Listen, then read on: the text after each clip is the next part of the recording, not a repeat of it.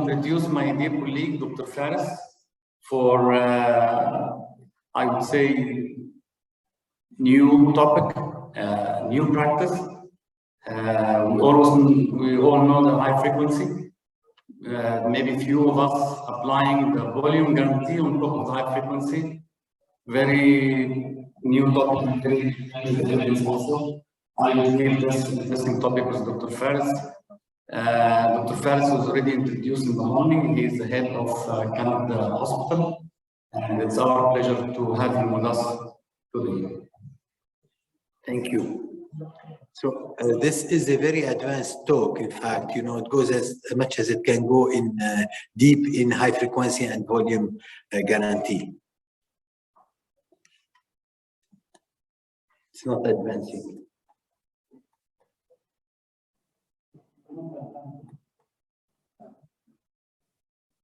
All right. So as you can see here, for conventional ventilation, you get what oxygenate the patient is the mean airway pressure, but to get that mean airway pressure, you have to have high peak, which can cause volutrauma and barotrauma, and you have PEEP, which may not be sufficient to open up the alveoles, because not all alveoles have an opening pressure of 6, they might have an opening pressure of 8 or more. So this causes volutrauma, barotrauma, and this causes atelectotrauma. So high frequency is aimed to produce a map without a peak or PEEP.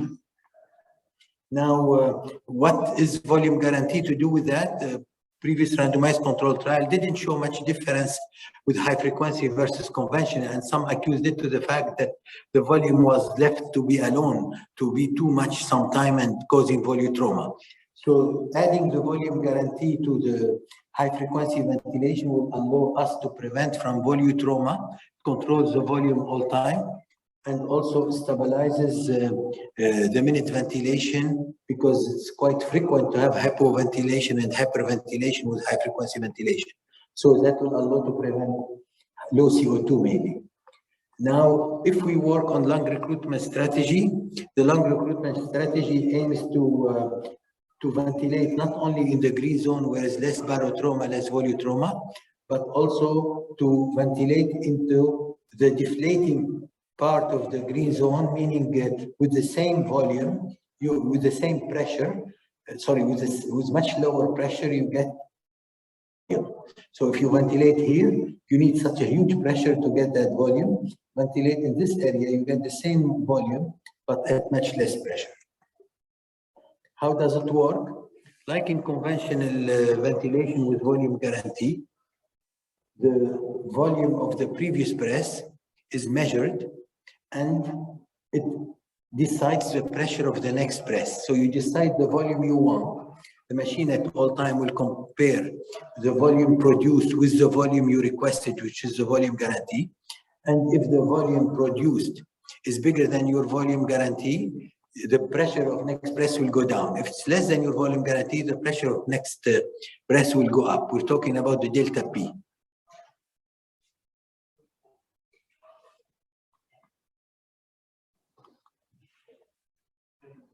So let's give you this scenario number one, where when you put the pressure, you have to put an upper limit to it. So you say,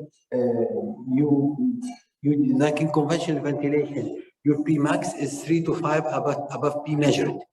Here, your delta P max is 10 above delta P measured. So you allow the delta P to go up and down, but the delta P is limited here, but the delta P max. If this patient has a delta P measure of 21, a delta P max of 44, we see the limit is far away. We don't want it to be so far from delta P measured. What will be your action here? Your action will be to reduce the delta P max to be 10 above delta P measured, so you reduce it to 31. So keep always the upper limit of the delta P 10 above the measured delta P. So if this is another patient here, and that patient, his delta P measured went up so high because he wasn't compliant to 54. and delta P max is 54. So here the delta P max and delta P measured were the same. Remember what you would have done in conventional ventilation plus volume guarantee. When your delta P measured in conventional ventilation, when P measured equal P max, you have to increase P max by 3 to 5 here, because delta P measured reach delta P max, the action will be possibly to increase this from 54 to 64, the max, to be 10 above. But this patient is having such a low mean airway pressure, you don't want that such a huge disproportion to go to 64. It will be too high compared to the mean, because the 64 is divided in two parts. One will be above the mean of 10, one below the peak of will be below the mean of 10. So you see here, you will go so much into the negative. So when you get your delta P max going very high, then you decide to reduce your hertz, because by reducing the hertz, you can produce the same volume with less delta P max. So in such a patient, I wouldn't go to 64, or I might go immediately to 64, but I will reduce my hertz. By reducing more hertz, I get more volume, and my delta P max, my delta P measure will go down. So I'll give you examples. This is a conventional ventilation with peaks and PEEP. Then what oxygenates the patient in conventional ventilation is the MAP, which is a combination of the area under the curve during inspiration, which is inspiratory time times PIP, plus during expiration, expiratory time the PEEP, and you average it over the whole time of TI plus TE. It's quite complex. If you need to improve oxygenation, you have to work on TI, on PIP, on PEEP, on rate. It's more complex. While in high frequency ventilation, you have a button called MAP. You just select your MAP without peak or PEEP, and that's it. Now, your minute ventilation in conventional, the minute ventilation, we know it's how much we take in each breath, multiplied by how many breaths we take. So volume VT, the tidal volume times respiratory rate. But if in conventional ventilation, I put the patient on volume guarantee, now the VT become a constant. So it becomes minute ventilation equal my constant, which is my volume guarantee times respiratory rate. Then even in conventional, our minute ventilation will be totally dependent of the rate when you put a volume guarantee. If you need more minute ventilation, you have to increase your volume, your K, your tidal volume. In high frequency ventilation, something more relevant. Here, the minute ventilation is equally dependent of respiratory rate and volume. Here, no. The minute ventilation is called the of CO2, which is, this is a minute ventilation per se. It's not VT times respiratory rate, it's VT squared times respiratory rate. And if you put volume guarantee, then the volume become a constant.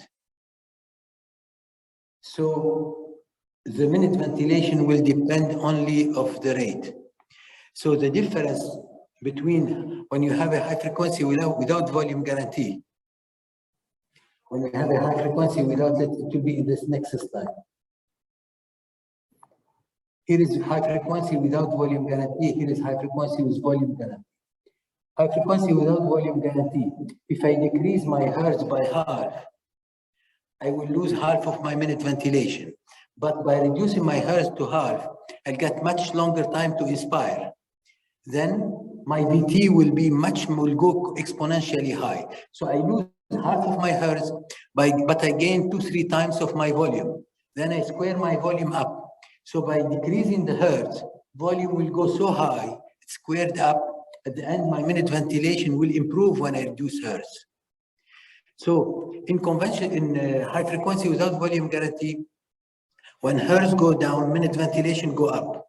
When hertz go up, minute ventilation goes down, because the volume, the DCO2 is more dependent of the volume.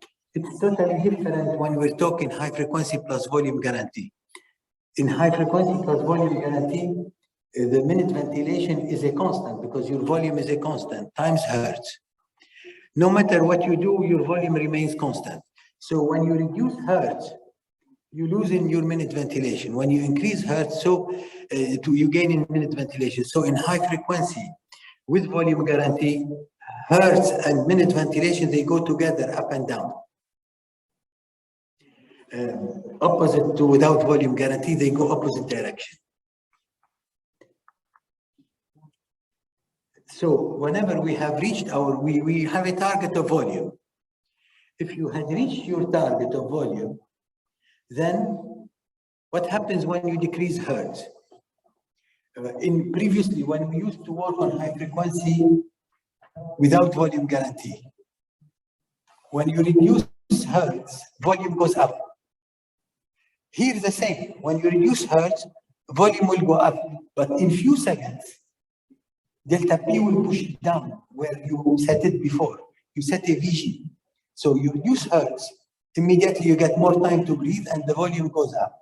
But after a few seconds, because the volume went up above your volume guarantee, immediately delta P will push it down. And then volume return where it was. So at the end, if your volume was mid, or if your VG was low, the decreasing hertz will not affect the volume. It will go up and return to what it was. It will not affect the volume. But then at the end, you have it, you work by that equation, you use your minute ventilation. But whenever you put a volume guarantee and you couldn't reach your volume target, if you were not able to reach your volume target, then there is no reason for the delta P max to push the volume down. You have certain target and you were not able to meet it. So if you didn't meet your target, reducing the hertz will work as if you didn't put volume guarantee. I know it's a complex business, but let me explain it again. If you met your target of volume, reducing hertz will increase the volume and immediately it will return where it was. Then at the end, you lose in minute ventilation because you didn't gain in volume, you lost in hertz. But if, say, you want 6 mil of volume and you were not able to gain more than 2 mil of volume, you reduce your hertz, your volume will go up, up, up. Since it didn't reach volume guarantee, you gain. So in high frequency volume guarantee, it's a complex story, but people mix it often. They always think decreasing hertz will decrease minute ventilation. No, decreasing hertz will decrease minute ventilation if you have met your volume. But if you haven't met your volume guarantee and you were below it, decreasing hertz, you will gain volume and you will gain in DCO2. You'll see more examples of that. So what is DCO2? DCO2 is VG squared, VT squared times frequency. So if for those of on people who are online, simply if you have a patient who wants 5 kg and you give him 2 min kg, 2 min kg, which is 2 times 0.5 is 1. And DCO2 is VT squared times 10 times. So a patient of 5 kg, he will have 1 times 10 is 10. A patient of 1 kg, he will have 2 times 2, 4 times 10 is 4. A patient of 3 kg, he will have 3 times 2, 6 times 6, 3 times 2, 6 mil, times 6 squared times 10 is 360. All I wanted to show you that the DCO2 for a half kg baby is 10. For a 1 kg baby is 40. For a 3 kg baby is 360 and so on. It's totally different. But there is one way to make it the same value. If we say DCO2, I think any pen that doesn't work. If we say DCO2 equal 2 mil per kg square times 2 mil per kg times the height of 10, it will be 2 times 10, 40 kg square. So all babies, no matter what is their weight, their DCO2 is 40 kg square. So I think the ventilators in the future, they better than having the DCO2 as a value, they should divide it by kg square. So if we take the value of 40, any baby, no matter what is his weight, he should have a DCO2 of 40 kg square, because 2 mil kg times 2 mil kg is 4 mil kg square times 10. So then every baby, the aim is to get 40 kg square. Now, these are 3 different babies, and a scenario with 3 different babies, same issue. I can have the DCO2 of 160. This is a baby of 2 kg. I want 4 mil. 2 times 2, 4. 4 times 4, 16 times hertz is 160. So his 40 kg square is 160. Now, I could do the same. I could go to decrease hertz by half. If I decrease hertz by half, but I increase my volume, I could have this, not 4 times 4, 5.7 times 5.7 times 5, still 160. I could even put him on a hertz of 15. If I put 15 times much lower volume, it will be 160. So I could have the same DCO2 with hertz of 10, hertz of 5, or hertz of 15. With hertz of 5, I have to compensate by higher volume. With the hertz of 15, I have to go down with the volume. So you can have the same DCO2 with up and lower volume. So there was a proposal in literature that initially start the babies on more on 10 hertz with 2 mil kg. And later on, when you get good CO2 and the patient is stable, you might try to have less volutrauma by increasing the hertz to 15 and reducing the volume, keeping the same DCO2. Now, VG can be helpful if you are using your unit the lung recruitment strategy. Because during lung recruitment strategy, what do? This is quite an advanced workshop for those who are not used to high frequency. But what's a lung recruitment strategy? The patient is in here in the red zone with atherectotrauma. You keep increasing the mean airway pressure by 1 every 5 minutes.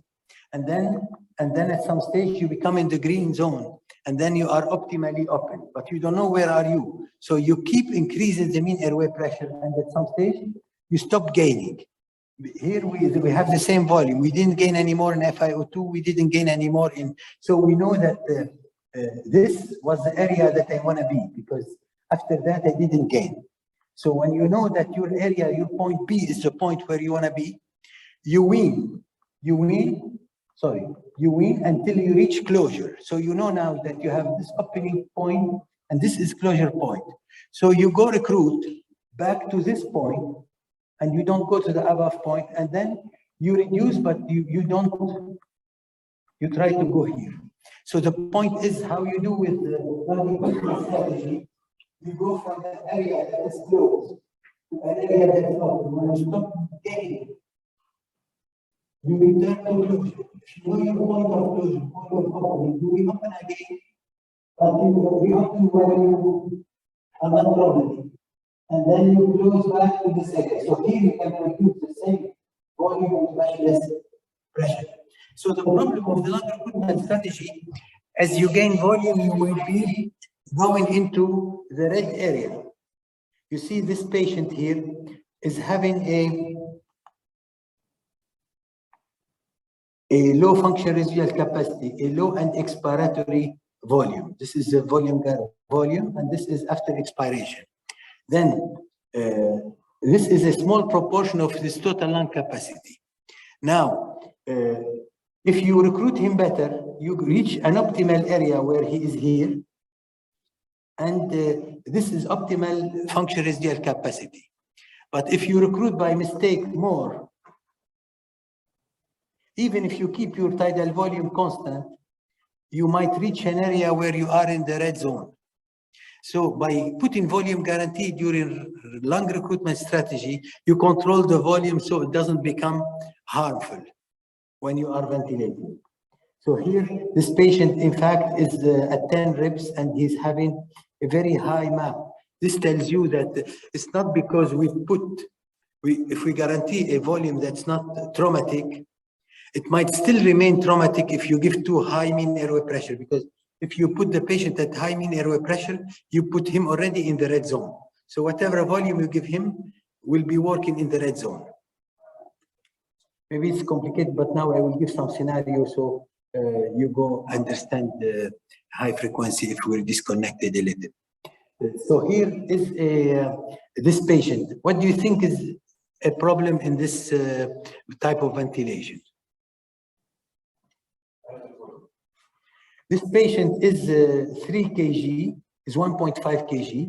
I requested 2 mil kg. So I am having my tidal volume. I'm happy with my tidal volume because it is 2 mil kg. The only problem which I see, he is having a mean airway pressure of 18, which is huge. While his pressure, his delta P is very little. If this patient was so healthy to need such a low, why is he needing such a high mean?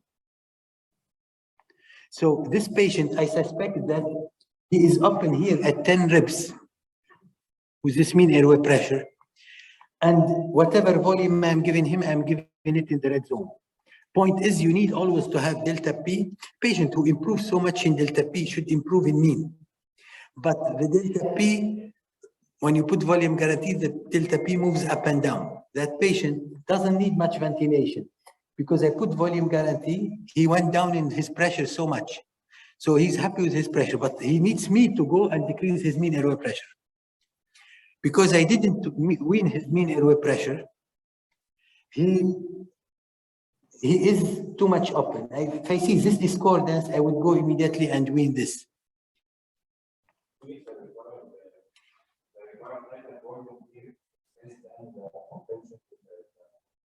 In high frequency, the tidal volume is meant to be between 1.6 and 2.5 mil kg. So the tidal volume in high frequency is 2 mil kg. So this patient, because it's high frequency, we give a tidal volume less than the dead space.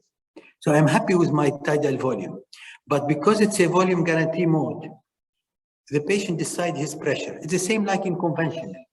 If you have a patient who you see that his pressure is going so much down, and his FiO2 has gone down, that means he's improved. So this patient, probably you gave him surfactant. He was able automatically to wean his delta P measured. But I am expected to wean his mean. This disproportion between this mean and this mean would mean that the patient is a bit like this. I opened him too much. Even I controlled his VT, I am putting him in the very high dangerous zone.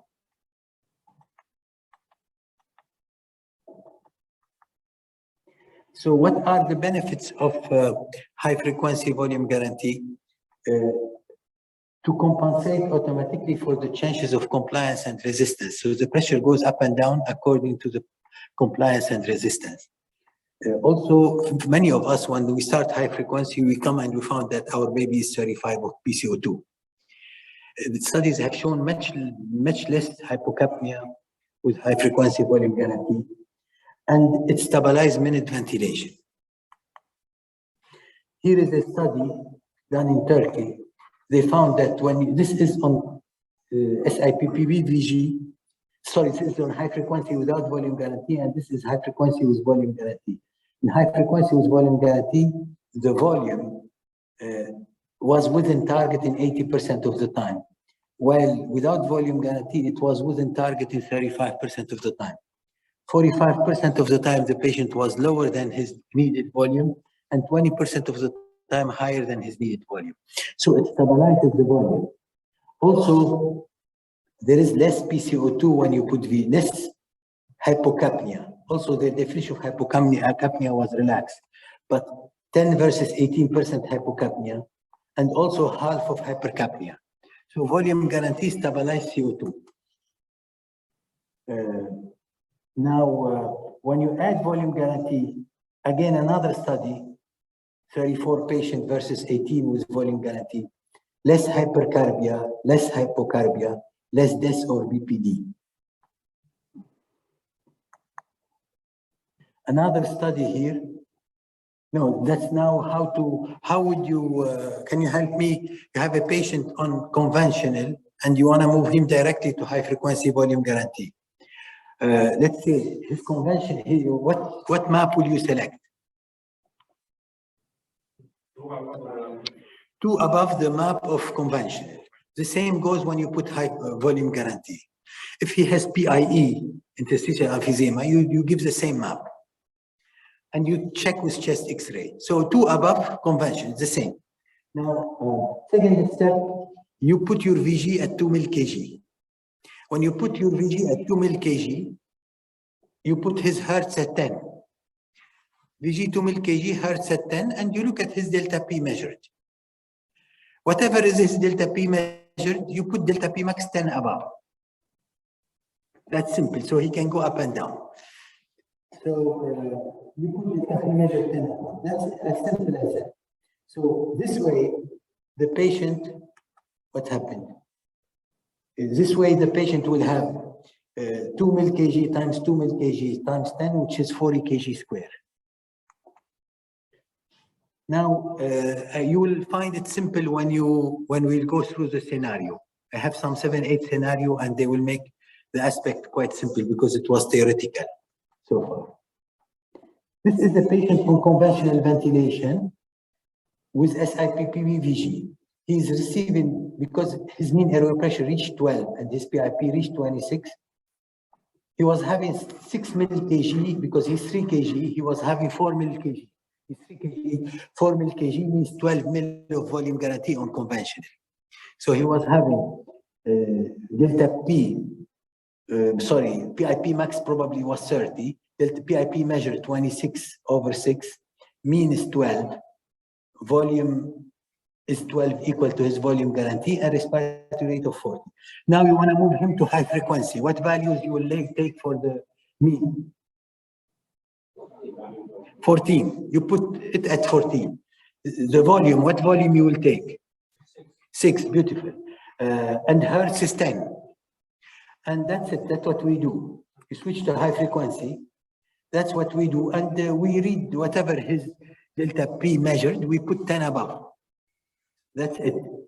So what we're aiming for DCO2, his DCO2, we're aiming for 6 mil times 6 mil times 10, which is 360. That's how I want him to be.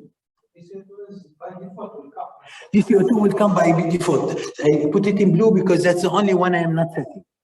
But even if I'm not setting it, I'm expecting it to be around 300 to 380 because the value will be VT squared, 6 times 6 times 10. So that's my aim. Now, this is how I did. What is it? Here. Now, after I did that, I came and I found that his delta P measured is 21. How much I will put his delta P max? 31, 10 above. That's as simple as that. So I put my this at 31. What happened before, because I put him by chance, I put it somewhere at 38. Initially, I put it at 38. Because this is 21, what I will do, I will go from 38 till 31. And then I found that I am fine with my DCO2. It's around 360. So this is a healthy, easy baby. We take another baby. So this baby, what will I do? I will decrease his delta P max from 38 till 31. But another point, that this patient is needing such a low delta P, I might question whether he is so healthy that I need to decrease his MAP, because 21 is low. So anytime you see your delta P max going down, try to really hit the MAP if to allows you. So I might consider the MAP of 14 to be less, because he's a healthy baby. You see, when you look at the graph, you see a big distance between this and the max. This is 21, the max is far away. That means even the graph tells you that you're having a max that's far away from the measure. So push down your max. Scenario, another baby. This baby, he's still 3 kg and you want 6 mil. My VG is 6 mil, but my volume is how much? I'm not obtaining my volume. I'm obtaining only 4.7 out of 6. Then my DCO2, I want it to be 360. I'm not obtaining it. I'm obtaining 220. So because it is a volume guarantee, the machine itself will push up the delta P. So the delta P went up to the delta P max. Now the delta P reached my delta P max. So I had the delta P max of 38, I reached it, and despite that, I'm not getting my volume. What's your action? Increase delta P max, because he needs more delta P max. So absolutely, I increase my delta P max to be 10 above my delta P measured. I go to 48, and what happens? Now, I went to 48, and my patient didn't need the 48. He got my volume of 6, and he needed only 43. And now I am fine. So now my delta P measured is less than my max, so I'm happy with that. My VT is met, and my DCO2 is met. So that's as simple as that. When you have not enough, when your delta P reaches the maximum and you're not getting volume, increase your delta P max and you get that volume. Right? Next case. Next case. These are all cases I created with a test lung on our ventilator. And the graphs, people don't look at the graph high frequency. You can do graphs and look at them. You see here in this graph, the delta P measured reached the delta P max. So this is a patient. What will happen? It's a just theoretical question here. I'm not asking you to decrease hertz, but for you to understand the concept. If now I decrease hertz, what do you think will happen?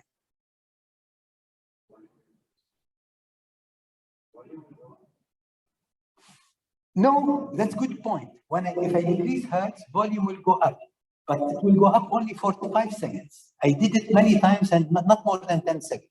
If I decrease hertz like usual, when you decrease hertz, volume go up. I decrease hertz, volume go up. Immediately, what will happen? Because 6. Immediately, the delta P max will go down. Because the delta P max needs to depends on the volume. When you decrease hertz, volume go up, immediately delta P max goes down. It will push your volume back to 6 mil kg. Your final story will be you have less hertz, what hertz will reduce delta P measure, not max. I said max. When you reduce hertz, volume go up, so delta P measure goes down. So decrease in hertz will decrease your delta P measured. It will not affect your VG, your VT. Agree? So at the end, you have a DCO2 that will go down because you get the same volume and you multiply it with less hertz. So the answer to you will be, if you reduce the hertz from 10 to 8, what will happen? When I did it, I see it. The volume will go up, but within a few seconds, it will come back to 6. At the end, you have 6 times 6 times 8. So you lost in your DCO2. So decrease in hertz, you will increase in hertz, will decrease your delta P measure without affecting your volume. But because your volume is negative, DCO2. You're with me? What happens is, because DCO2 equal VT squared times hertz. VT is a constant. So DCO2, as I told you, is not VT squared times hertz. DCO2 is equal constant times hertz because volume is constant.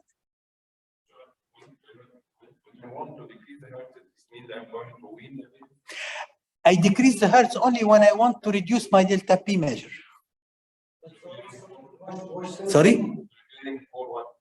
I'll show you in this example, next example, and because I felt like I was disconnecting with people when I talk in theory, so I prefer to take example.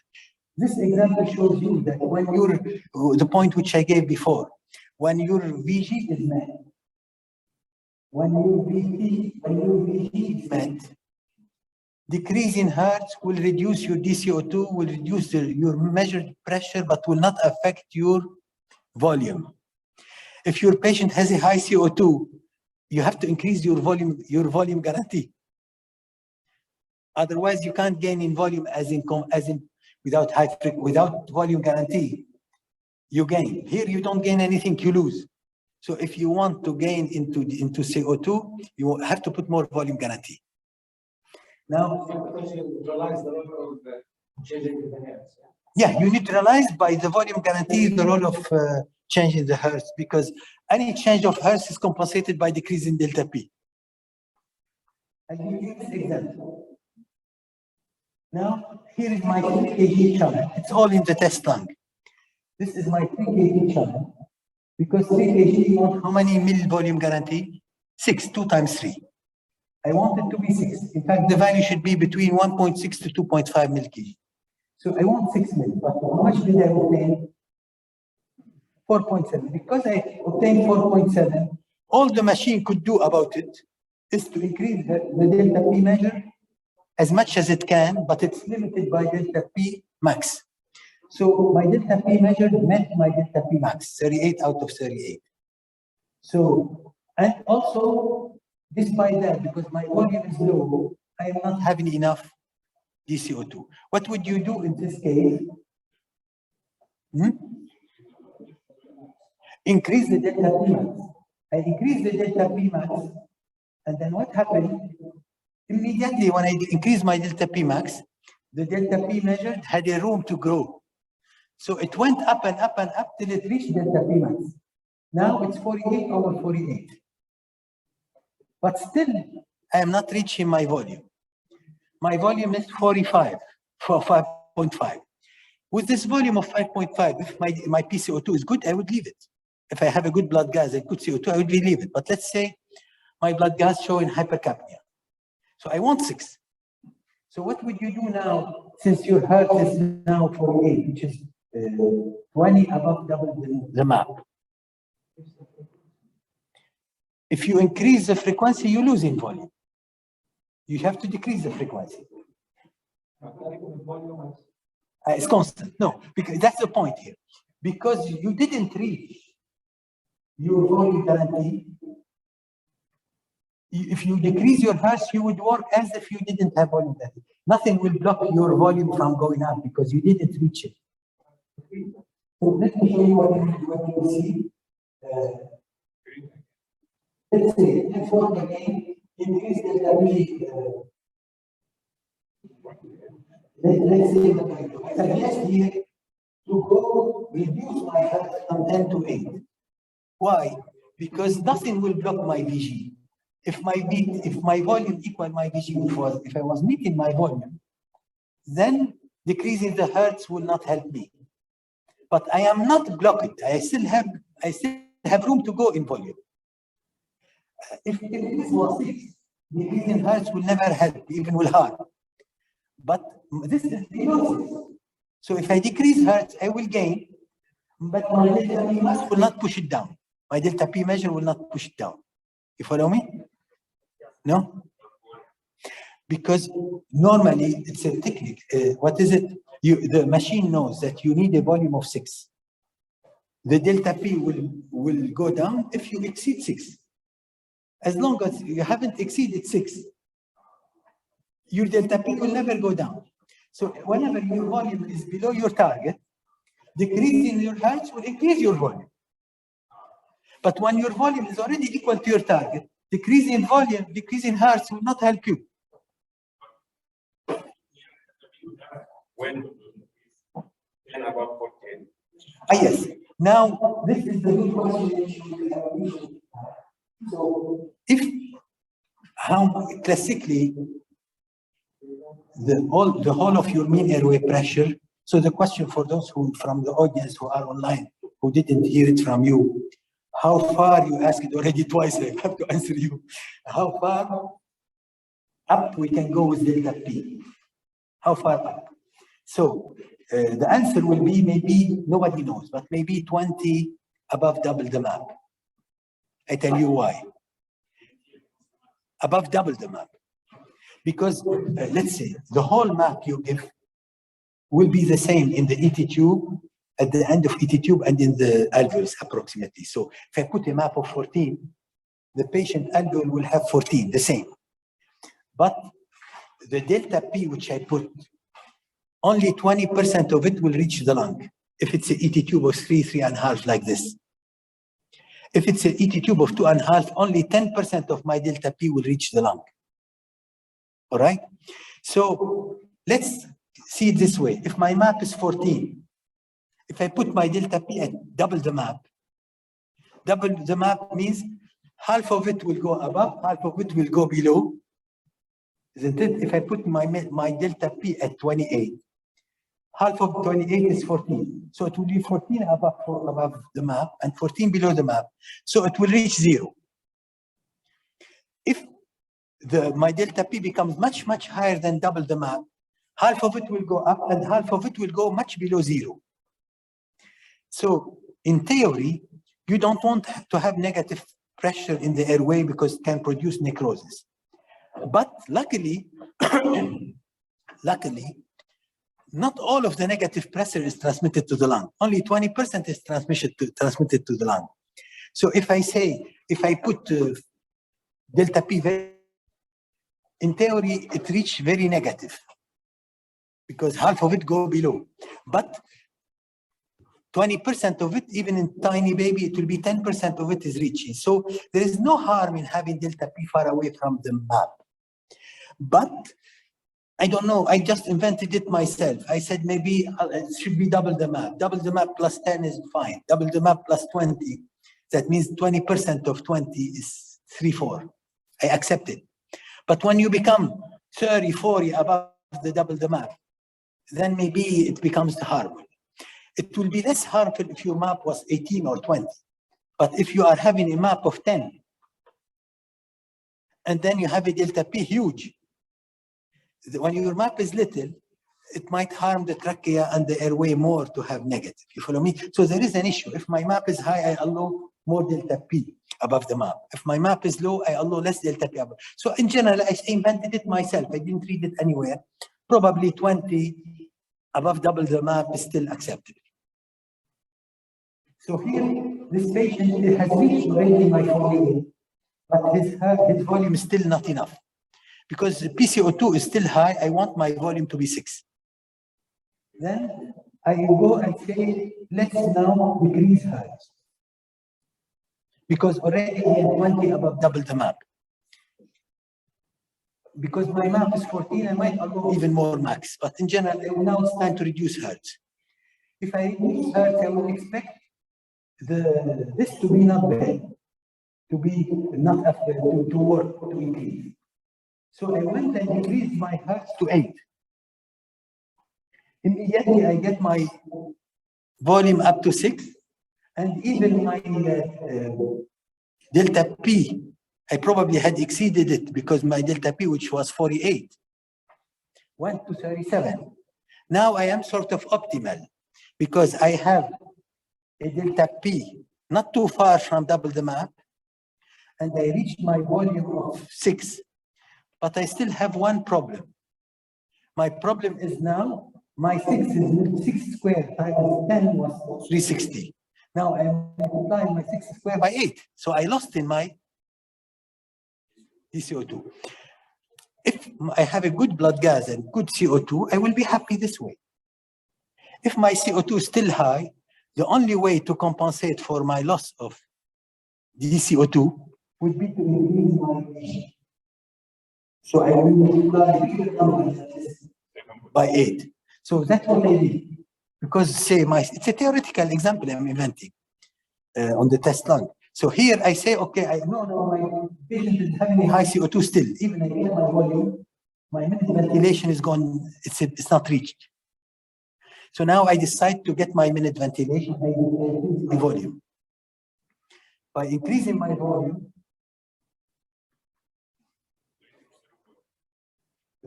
it's the same. Increases to 7.5. Yes, I don't know, but I want it to go up. What do I do?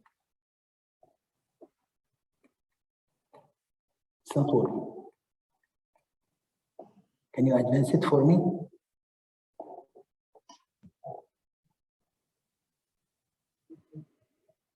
So if PCO2 is normal, I wouldn't do anything. If PCO2 is high, I increase my Vg to 6.7 to get the same PCO2. What happened? I increased it to 6.7, 6.8. I get my 6.8. Now 6.8 times 6.8 times 8, I got back my 360. So you see, to summarize what we did here, I have a volume that wasn't met. I kept increasing my delta P max to a level where I'm not happy to increase it anymore. When I reach the maximum, which is 20 above double the map, I decrease my hertz. By decreasing my hertz, I gain back my volume, but my DCO2 didn't follow because then I increased my volume, I got my DCO2. So it's really playing with the machine, you get it.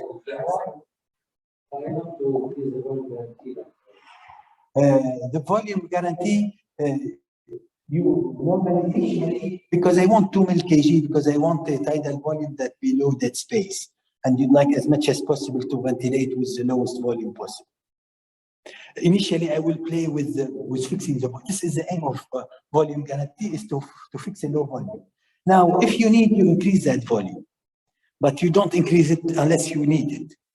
If, let's say, I lost my DCO2, but my blood gas is good and my baby is well, I would have accepted it.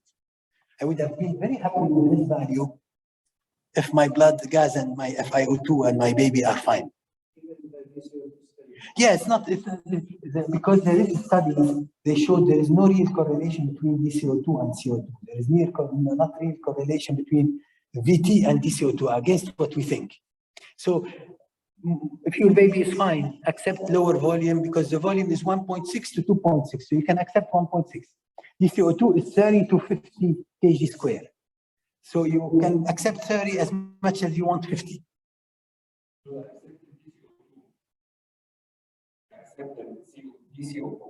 Accept the DCO2. Plus or minus 50 or 60. Okay. Yeah.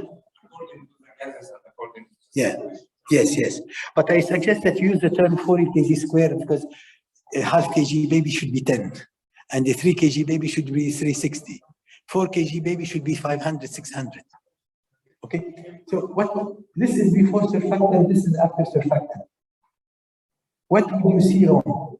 Before surfactant, he was having an amplitude of 43, and he's a 3 kg, he was having his volume. I gave him surfactant, and immediately after, he improved. So his delta P went down to from 43 to 21. His mean airway pressure, because I didn't touch it, remained the same. And my volume remained good. So before surfactant, what would you act here? What you think is wrong? No, yeah, you can increase, but hertz is already. Okay, you can increase hertz. My point, which is a good point, but what I wanted to say, yes?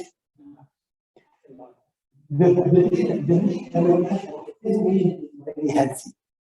Maybe mean airway pressure of 14 is too much.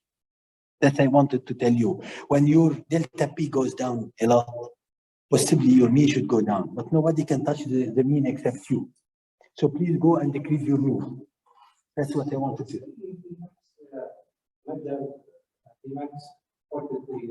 Here the Pmax, let's show them. Here, no, here is before surfactant. My problem is in here. I gave surfactant. Yeah, I agree with you. My Pmax was maybe 53. I will certainly reduce my Pmax. That's a good point, sorry. But apart from reducing the Pmax, I should think any baby who improves in CO2 should probably improve in O2. So if my FiO2 is now 30%, 25%, and with my max is only 21, my measured is 21, Don't let this baby be overwhelmed. Do your chest X-ray to check it how many ribs, or even don't do chest X-ray. Decrease the mean airway pressure. Go conventional. You go conventional, I stop my talk, I go home. You need to say high frequency till I finish my talk. But you're right, increase Hertz to 10, you said. This is few graphs. This is a patient of 20% leak, 36% leak. You see, people don't look at, I saw let's play because people don't look at graphs because they don't think there's graphs in high frequency. But decrease the speed, you see graph. You see the leak here? This black area. Now this patient gets 67% leak. I see the leak here as a conventional. I see it here as a conventional.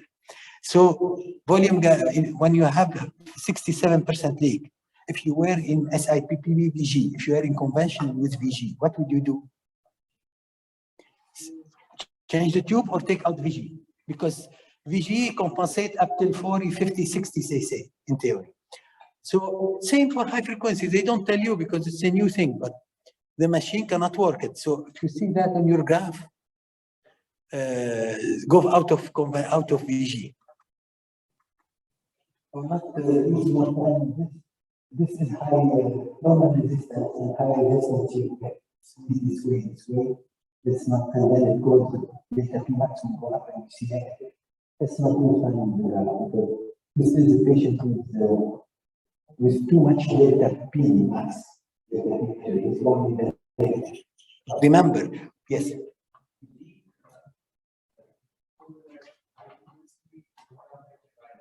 High frequency is as much affected by the leak as conventional because the machine is reading the BTE to decide next press. If you're leaking 60%, it cannot compensate anymore.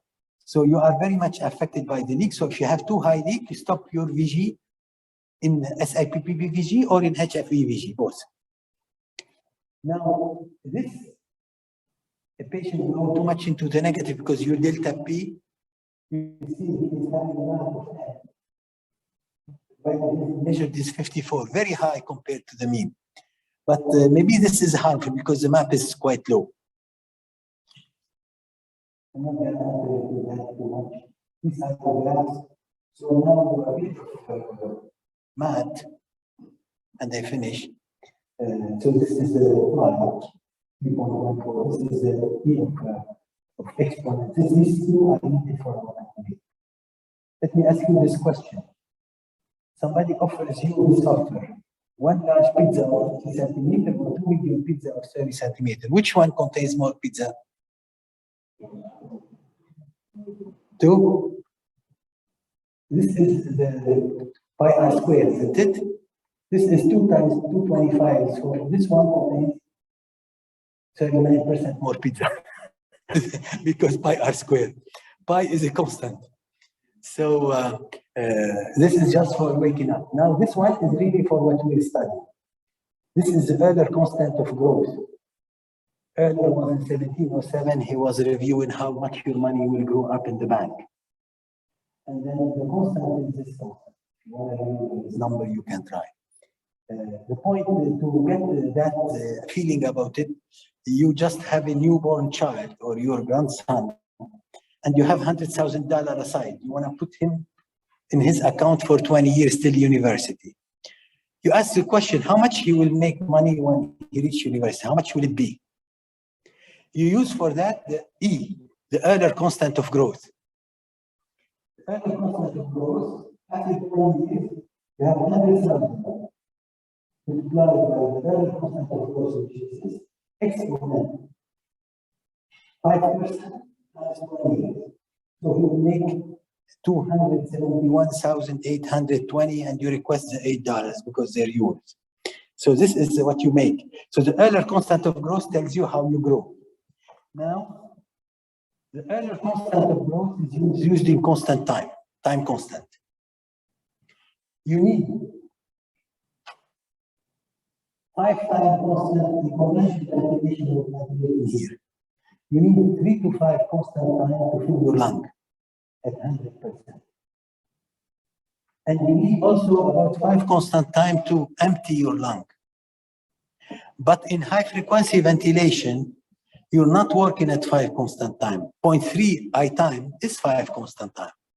But when I'm giving much less, it's not 5 constant time. So here, the equation, compliance equal what?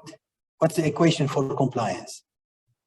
Delta V divided by delta P. If compliance equals delta V divided by delta P, the volume equals compliance times delta P. Volume equal, this equation is wrong. This equation works only at 5 constant time. When you have 5 constant time, your compliance equal delta V divided by delta P, and your volume equal compliance times delta P. But if you are working at less than 5 constant time, and when you empty, so how you empty and you fill your lung? You empty your lung following this equation.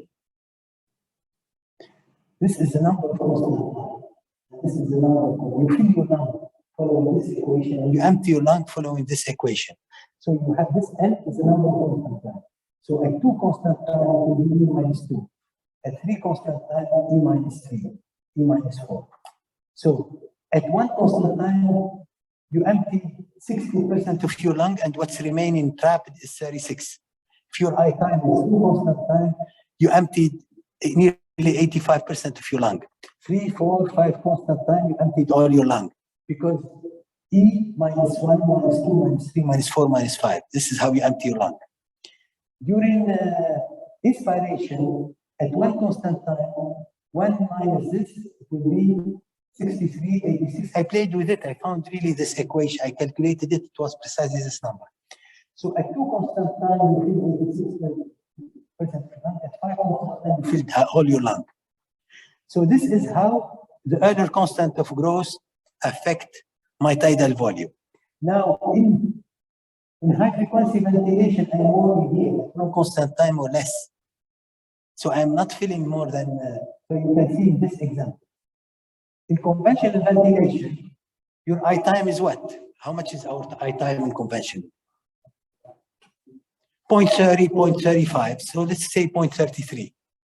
So 0.33, that means 330 milliseconds.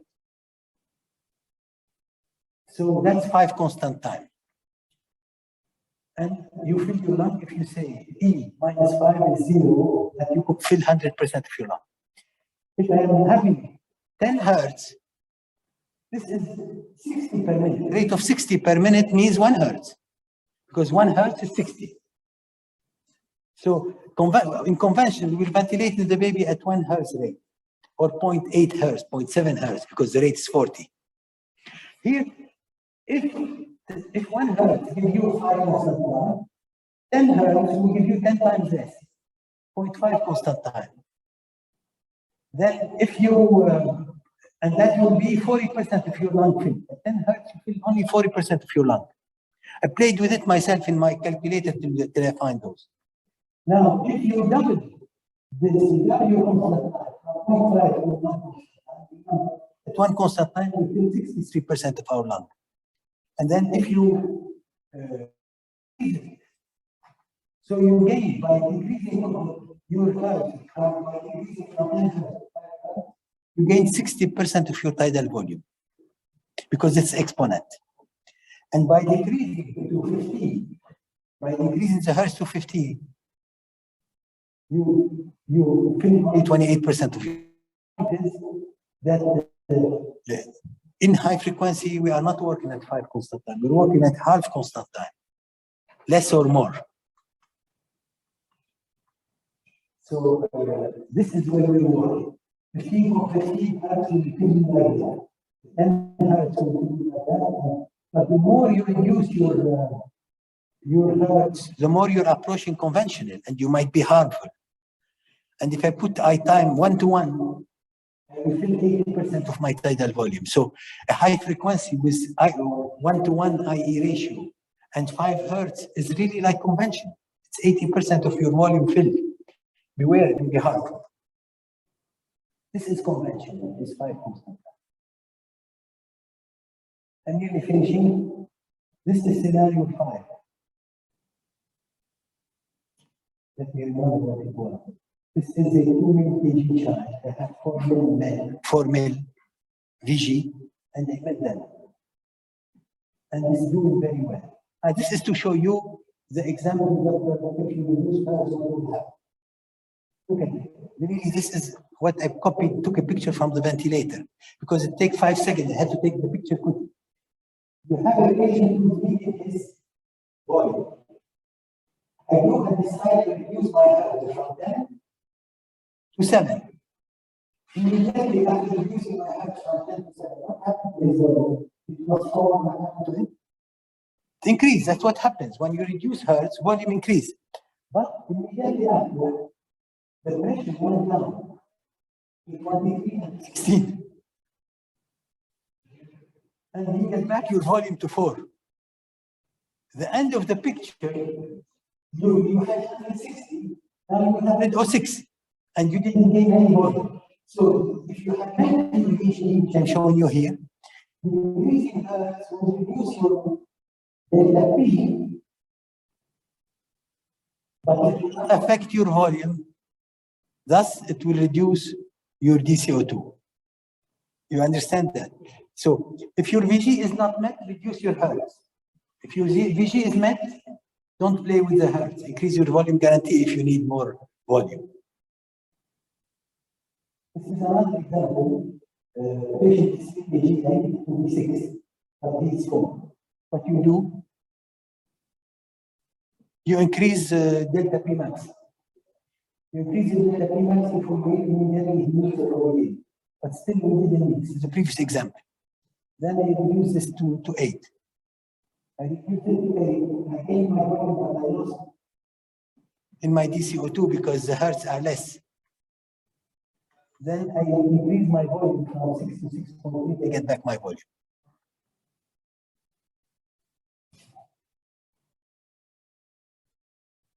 This is the patient I need 8. And I got 6, so I'm not moving my volume. So I reduce my hertz. I don't want to the same equation, which I showed before. So few algorithms I finish. Scenario 1. If your VG is met, when you reduce hertz, we just explained. If your VG is met, when you reduce hertz, it will decrease your VTO.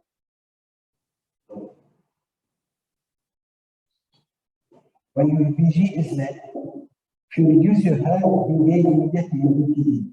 But this, because your VTE becomes above your VG, that will push your delta P down. Your delta P down will push your volume back here, as if you didn't do anything. So, as the final conclusion, decreasing hertz when your VG is met will affect your delta P measured, it will not affect your volume. But in the other example, if your VG is not met, your VTE is below your VG. Because it's below your VG, your delta P measured went to the maximum it can go. Now, you reduce hertz because your VTE is below your VG, nothing will push it down. You decrease your hertz, your VTE will go up. But your delta P measured will not be affected this time because your VG is not exceeded. Then you gain you reach your VTE equal VG.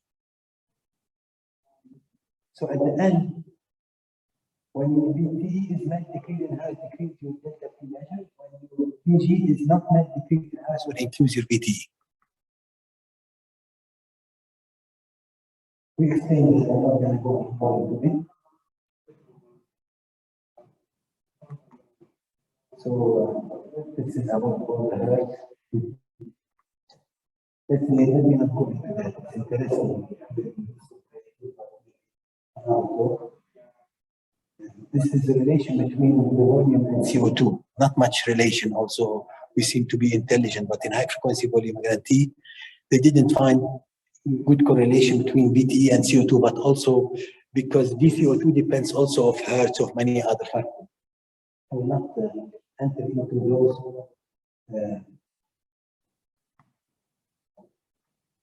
What would you do if CO2 is high? If you are in HFP, high frequency without volume guarantee, if you CO2 high, what would you do? Either increase delta P or decrease Hertz, isn't it? Decrease Hertz or increase delta P.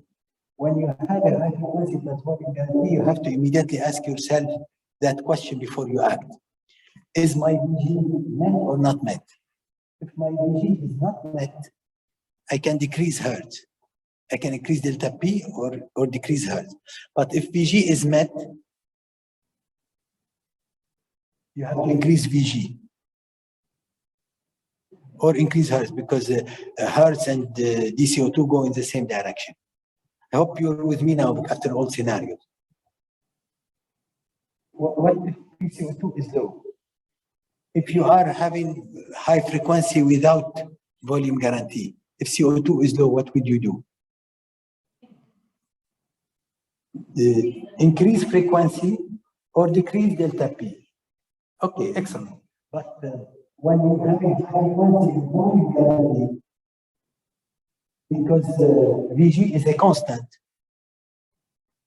you have, if you have low CO2, low CO2, decrease Hertz, because the dCO2 equal constant time Hertz, because volume is constant.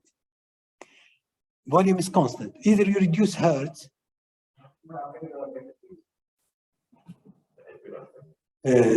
if you reduce Hertz, it will affect delta P. But at the end, it's multiplied by your volume is constant. Okay, you reduce Hertz, you multiply Hertz by constant, you get less CO2. The CO2 is low. Sorry?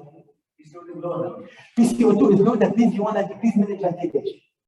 Minute ventilation equal a constant, which is the volume, because you have a VG small, so the volume is a constant. So DCO2 equal a constant times Hertz. By reducing Hertz, you reduce the CO2. Okay? But if you want to decrease further DCO2, you decrease VG. So VG is a constant, reduce your constant.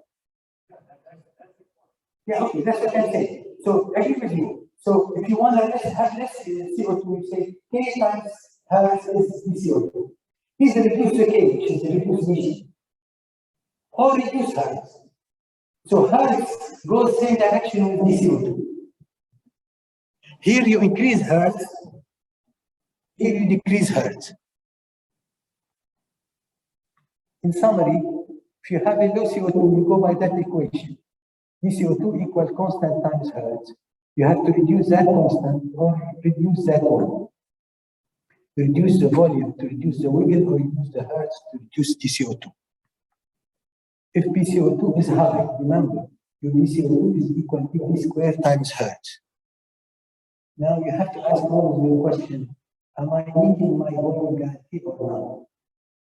If I am not meeting my volume guarantee, I have a room to play with Hertz down, because nothing will push my volume down. Let's go this direction. If I have a high CO2 and I am already meeting my volume guarantee, so the only way to reduce, to improve my CO2 is either to increase my constant, which is the VG, or to increase my Hertz, which is here. So if you're meeting your VG, decreasing your Hertz, you don't gain anything. Because you decrease the Hertz, your volume goes up, your delta P push it down. So your volume is constant. The only way, either to decrease that by increasing VG, or to increase that to increase the wiggle. That's if VG is met. If VG is not met, nothing is controlling VG. You have a delta P maximum and VG is not met. One way is to increase your delta P max. And if your delta P max went up so high and you still didn't meet by your volume, then go down with the Hertz. It will work as if you didn't have VG mode. Go down with the Hertz. Don't go up with the Hertz. You go down with the Hertz, the volume will go up. But since it didn't reach your VG, nothing will push it down. So VG not met, decrease Hertz or increase the delta max. VG meant increase hertz, increase VG. That's your come to your question. Now, if now the patient has a MAP of 12 and has a has PCO2 high, certainly you exclude the DOE, dislodgement, obstruction, pneumothorax equipment, whatever, but you have your volume is not met. Your volume is not met, and then you keep increasing delta P max. At some stage, delta P max became so high. So if your delta P max is too high, you decrease hertz. By decreasing hertz, VG was met. By decreasing hertz, VG was met, you gain some volume, the pressure will go down. So you gain. Your delta P measure was too high, decrease hertz, volume goes up, pressure goes down. That was your aim, to get the pressure down. You're with me? Again, pressure became 60. Delta P max is 60 and mean is 10. 60 is too high compared to 10. But I already I'm getting my volume as I wanted it. So by just decreasing hertz, I will get more volume.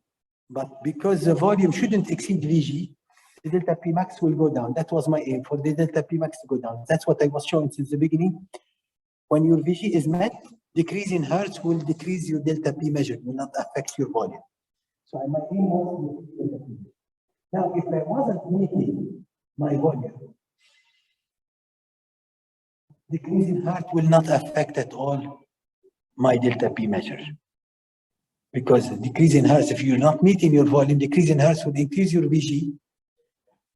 It will keep increasing it. It will only affect delta P measure when you exceed your VG.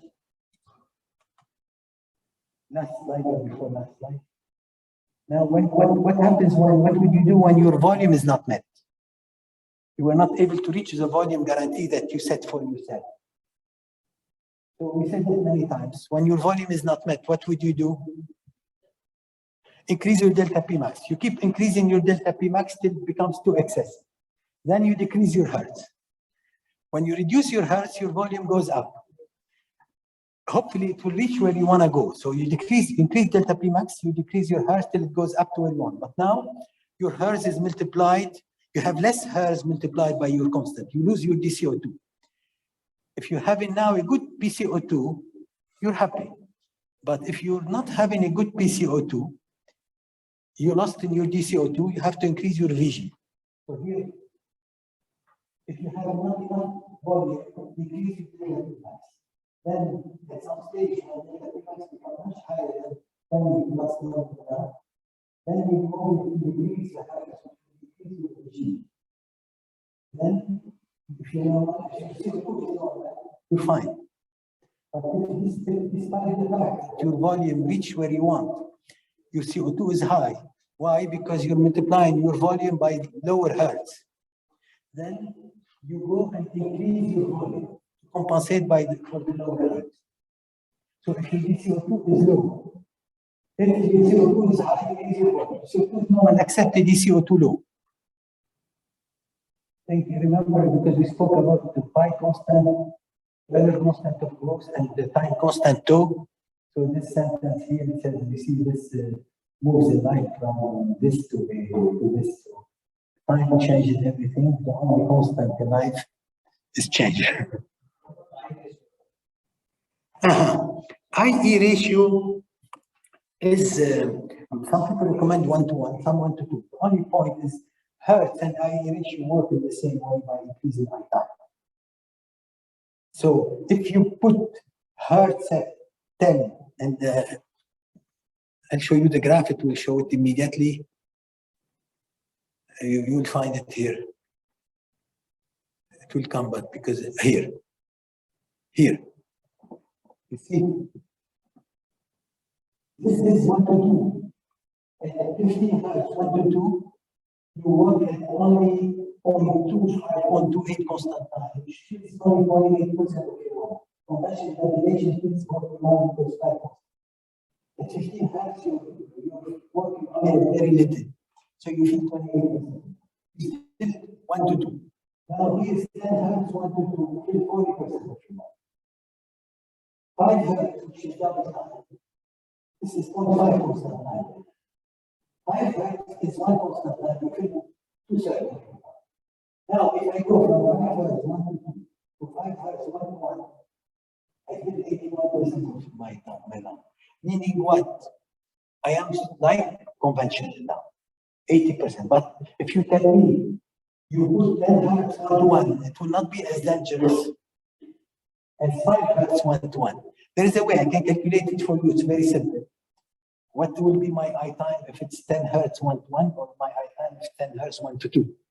The point is, if you say 1 to 2, 1/3 of your cycle is I time. If it's 1 to 1, half of your cycle is I time. At this rate, half of my cycle I time, I don't mind. At this rate, half of my cycle I time, I don't mind. But if I start going into the 5 of hertz, especially if my mid-airway pressure is up in the chest too long, putting 1 to 1 and 5 hertz, I might have such a volume equal to 4 kg. And there, you have to be watchful on your volume, or fix your volume with a volume guarantee, because this is without volume guarantee.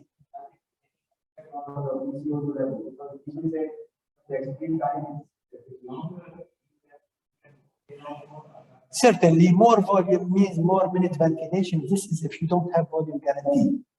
But I time 1 to 2 or 1 to 1 or hertz 15 or 10 or anything, if you're reaching your volume, they will not affect your volume anymore because it's fixed. They will affect your delta P measure.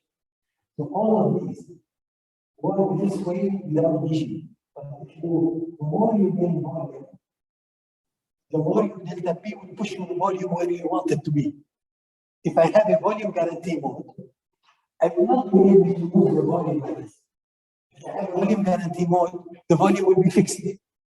All I do when I increase my IE ratio, decrease my IE ratio, or decrease my hertz, is to reduce my delta P measure. That is if I was meeting my VG. You follow me? If I wasn't meeting my VG, I would go this way.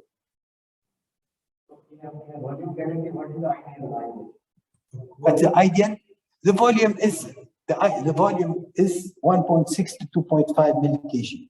Normally we take 2 milli-kg. If you multiply it by 10 hertz, it works. Now, if the patient is so well, some recommend get him well on 10 hertz and 2 milli-kg, then go up to 15 hertz with less volume, you get the same DCO2. We finish, huh? So the point is, there are 2 modes of ventilation. One of them, 15 hertz with much lower volume, that gives the same DCO2. Or 10 hertz with higher volume. You follow me? So if you obtain what you want on 10 hertz high volume, go down to 15 hertz and lower volume, you get the same DCO2. That was published. Any question? I hope, it's complicated. It's extremely advanced, probably, talk on high frequency volume guarantee. Sorry? When we are going to very high frequency, a lot of indications of high frequency. You want to go out of it? That I want to go To convention. to high frequency. You don't need to go to high And frequency. if I want convention and indications for transferring to high frequency is applicable. Yeah. So I want to check my frequency. At that time, I put on volume guarantee. The way I do is a bit the same way when you tell me I have a high frequency volume guarantee. And for a reason I want to move to high frequency volume guarantee.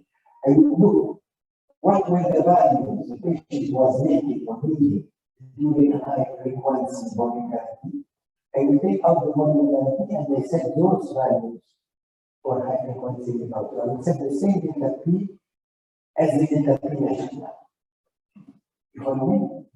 And they set the same volume as the volume that they were getting. So you become yourself the volume guarantee, not the machine. But if I'm telling someone to go down, No problem. I give you an example to understand the convention ventilation is like PVG. If you are having a patient in SLP PVG needing a PIP of 16, and you find that you want to move to without VG, give him the same PIP of 16. The same. Here you have a patient who's on high frequency volume guarantee, he was having a delta P of say 25. You want to move out of high frequency, get into 25. That's what you want. Do you understand that?